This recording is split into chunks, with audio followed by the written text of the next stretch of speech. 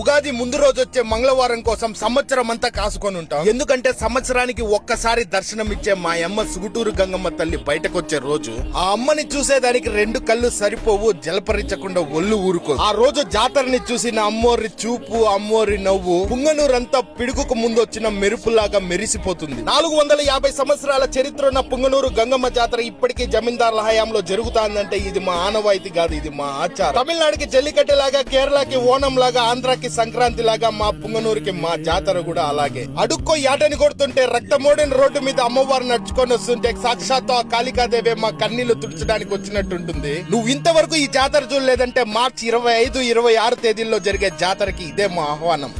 జాతరలో కలుద్దాం. మాలచ్చమ్మ జాతర మొదలెట్టండ్రా. కన్న కన్న మోగాలి రాగుల్లో ఉన్న గంట, గచ్చగట్టి ఆడాలి రా చిన్న పెద్ద.